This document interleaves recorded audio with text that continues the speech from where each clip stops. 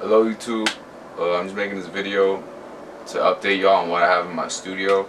I'll be going over my equipment and how I have it signaled through, how the workflow goes here, and yeah, hopefully this will help you like rearrange your studio, see like how you can use this thing and in this way.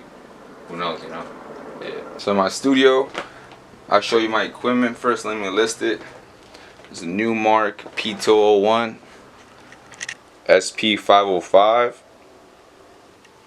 little mixer, MPC 2500, Behringer xenyx 24 channel mixer, MS20, Yamaha SO3, JU06A. Can't really see it, but that red shit, that's the Scarlet 2i2 Mac. First thing I have is this numark PT01. I got this at on eBay for like 50 bucks like a couple years ago. This is where I get all my samples from. So I have like a lot of vinyl. I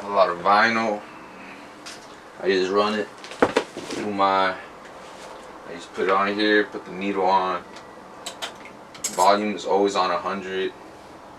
Tones in the middle. My pitch is at +10, so I play everything I put on here faster than the original pitch. I don't know, just what I like to do is like gives more energy, I think. I don't know. And yeah, 33. If I got some 45s, I use the 45 knob. So yeah, the vinyl player goes to my SP505. I'll show you that right now. So I have a cable that goes from the vinyl main outs to here to the record in for the 505. In order for me to hear anything, I'm gonna have the external source on. So like it turns on like this. So the external source holds that. The reason why I have the vinyl going to here is so I could use the effects and sample that into my MP. For example, I have FX sign, assign it to external source. And I select it. I select whatever effect I want. I think this has like 22, 26. The one I like to use a lot is Isolator. It's like a 3-band EQ. I just EQ out the parts I don't want of a sample, okay? So I'll play you something. Alright, so I have the vinyl player. Turn it on if I don't want like the lows or the highs. Or if I don't want the highs, unless I want that, I can just use this. Whatever you hear now is gonna be recorded into the MPC. That's very useful if I want like only the rides of a beat of a song of a sample, like the hi-hats, or if I only want the bass, EQ the highs down, mid low, have the low high.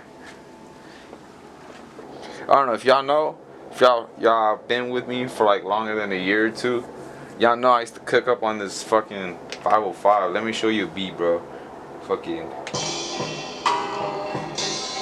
man, I miss making beats on this, but like it's so troublesome now.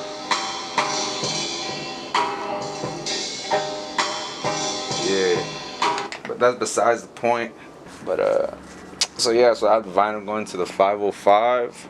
From the 505, I have this little mixer. I have that little mixer. I'll show you the little mixer right now.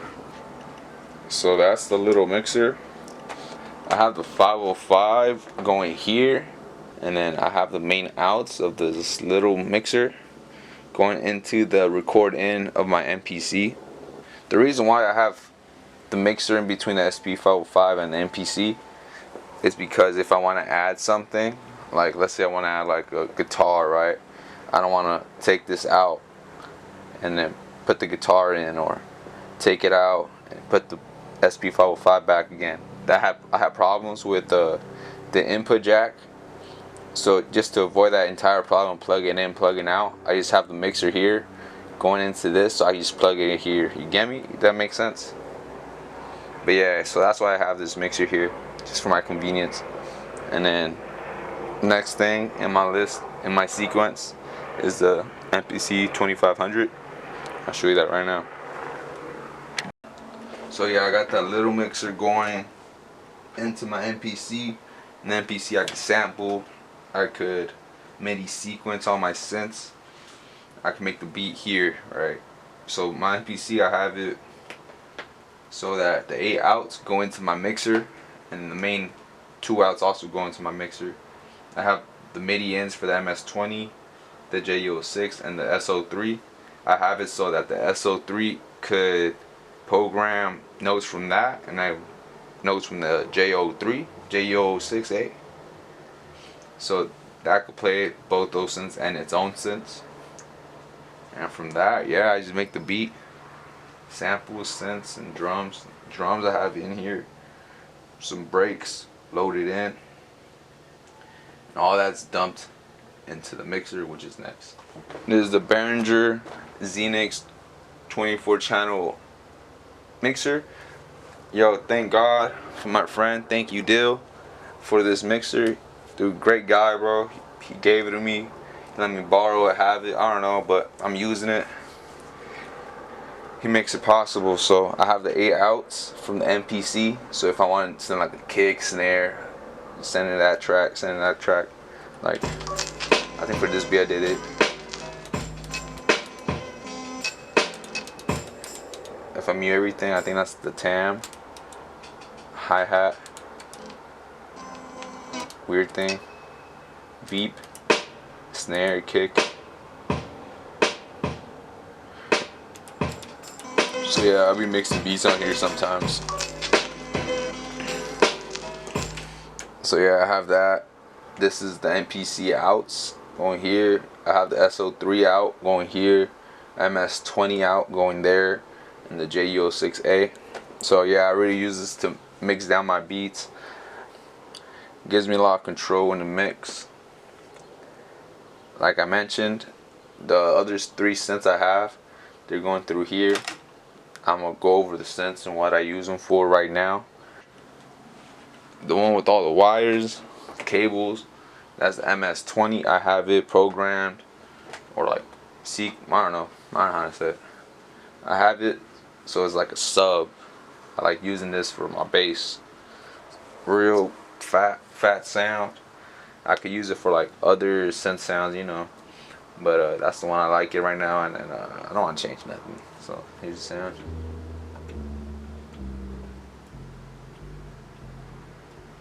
So yeah, that goes into my mixer, the 24 channel one, and I could adjust the level right there.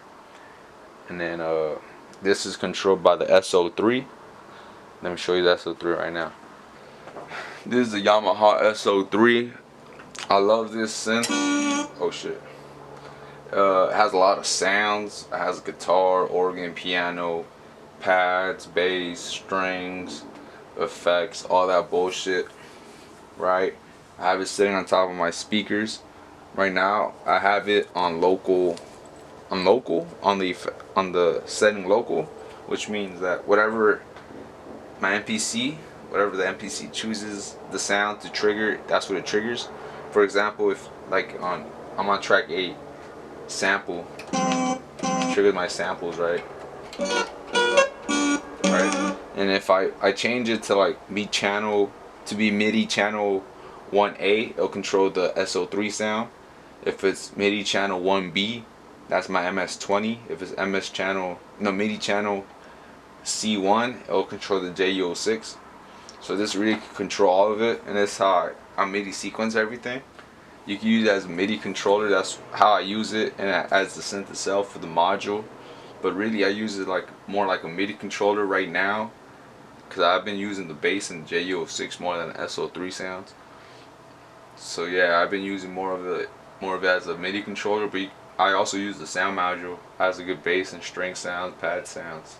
So yeah, J06 is next. This is a J06A. It's a sound module that emulates the Juno 60 and the Juno 106. I picked it up on offer for like $300. It's done me well. It's not stock. The sounds pads, the presets are not stock. I downloaded, bought some England bullshit, I don't know, bro, but they're not stock. I could change it back. But yeah, I have this going into my mixer. Have it again like MIDI sequence with the MPC. So if I need a sound, I want to MIDI lay it down, I can do it just controlling with the SO3. Good sounds, good pads, arpeggiator. So yeah, that's all the synths I have. Alright, now that I'm done talking about my synths, I'm talking about how I get all this into my computer. Alright, so I have the mixer, I have the beat mixed down, right? So I make a beat, kick, snare, bass, middle shit, high shit. That's the beat, whatever. Right? I have it mixed down.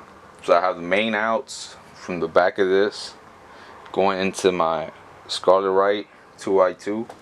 I have the left and right in, gain at 12 o'clock. Make sure it's stereo. That's why I like the double, because the solo only has one. That would have been mono, but because that's two, it's stereo. So yeah, it goes into my audio interface, and then I'll talk about my DAW right now. So this is the final stage in my process. After I got the mix down, you know, it's going. I mean, this is how I hear the beat. This is how I hear what I'm doing. This is really the playback, because the FL goes to my speakers and it comes out to me.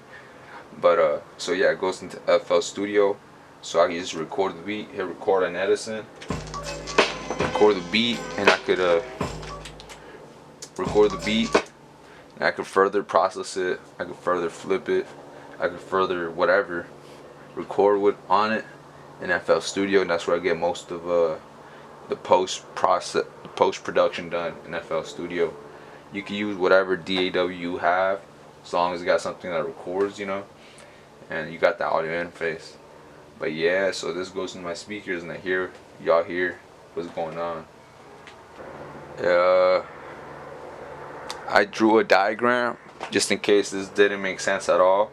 I'm gonna show you right now. This is pretty much a breakdown, simplification. I mean, it's exactly what it is. I drew it out, but yeah, hopefully this, you could pause it here and you can make sense of it and shit. If there's another way I could do shit, fucking let me know.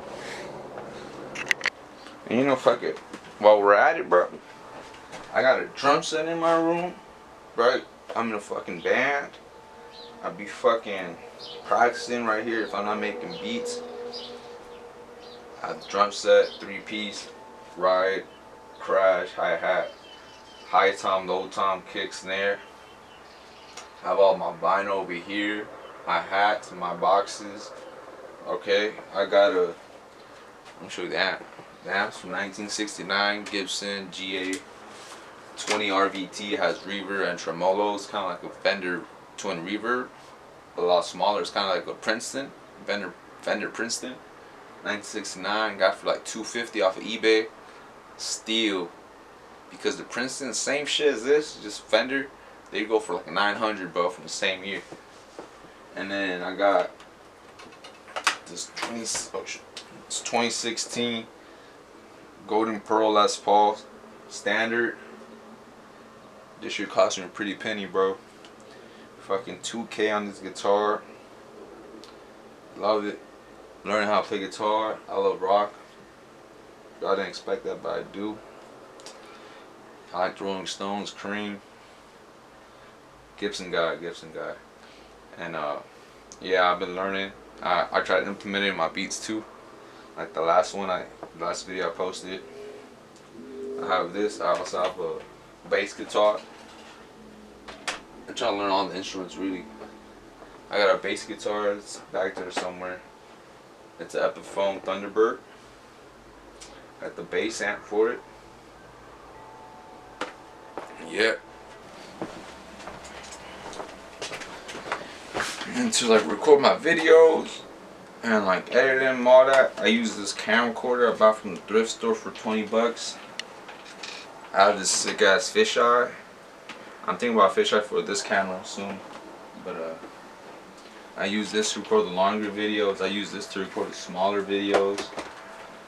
So yeah, that's it. That's my studio. Studio. This is what I use to make music. This is all the equipment and how I use it. Low key, if you boil it down, it's a pretty simple setup. You know, just vinyl, MPC, synths, into FL Studio. That's really what it boils down to. Like all this extra shit just for my convenience. But yeah, I don't know, when I was on YouTube trying to set it up, this setup, I couldn't find no videos on it. So hopefully this will help people. This will inspire people. This show people how to, you know, go about it differently than like the other YouTubers. Hope I'm bringing something new to the table. I just want to keep on pushing this community going. Keep on innovating, right? Find new ways to do things. More effective, more efficient, faster, more convenient. So yeah, I'm just really trying to help. Hope spreading this information helps. That's what this is for. And yeah.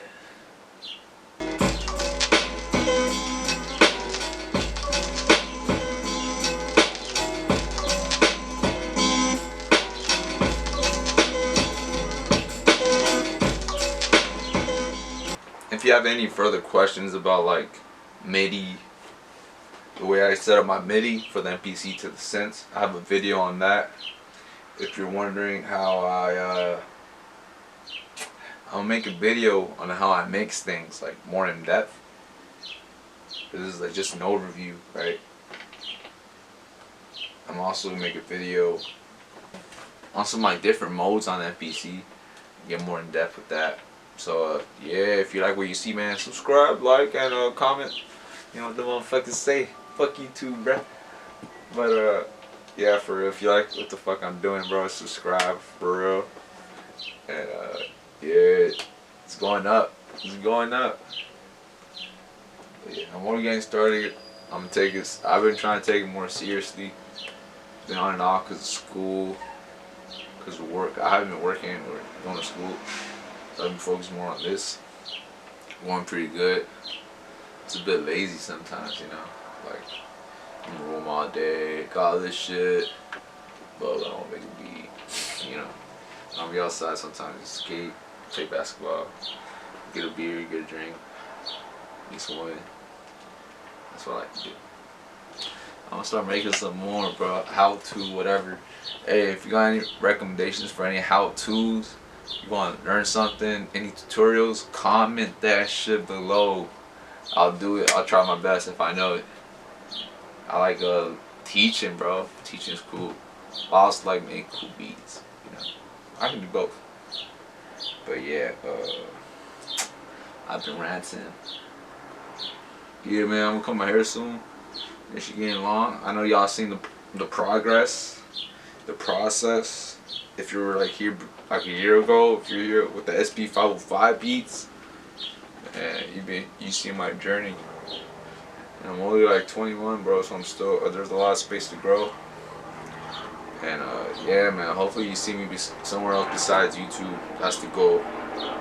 Get it started here, elevate it, so I can start working, making this like for real. Like this is a step in making it for real. Like it's starting to become realistic, but I want to make it for real. This is the first step, one of the steps. So I've taken many steps, I feel like. This is just the next one, you know. And after that, there'll be another one. And after that, another one. You see what I mean? So yeah, again, I ran it on. Whatever. Peace, YouTube. Thank you for watching. Yeah.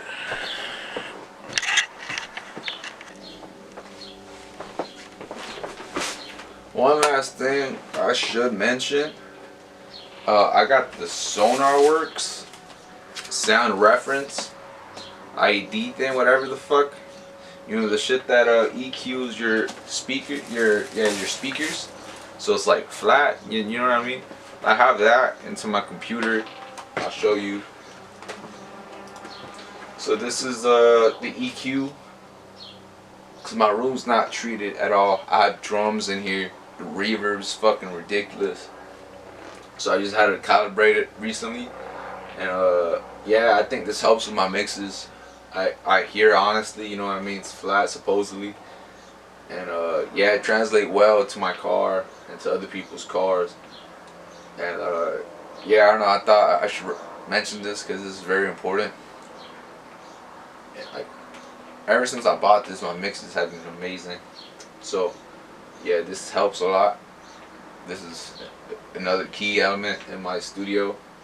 The software, can't forget about the software, man. We're in the fucking 21st century. Yeah, I have it on the master at the end of every master. That's the last thing my shit go through.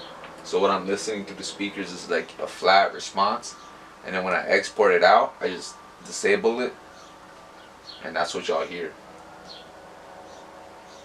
I don't know if that made sense, but yeah, I just had to mention the sonarworks. Yeah. All right.